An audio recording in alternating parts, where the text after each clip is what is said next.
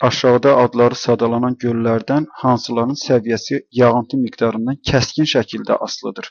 Məsələnin şərtinə görə bu göllər kontinental ərazilər və tropik ərazilərdə olan göllərdir. Yalnız yağıntıdan asılı olaraq səviyyələri düşüb enir.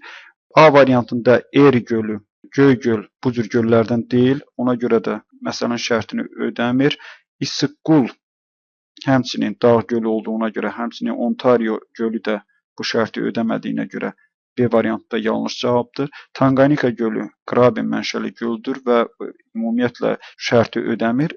D variantında Lobnor Mərkəzi Asiyada yerləşir, kontinental ərazidə. Çad gölü Afrikanın mərkəzində, tropik ərazidə yerləşən bir göldür. Eir gölü də Avstraliyanın mərkəzi hissələrində, yəni tropik ərazilərdə, səhrada yerləşdiyinə görə bu göllər kəskin, deməli, səviyyələri il müddətində dəyişməsi müşahidə olunur. Ona görə də test tapşırığının cavabı D variantıdır.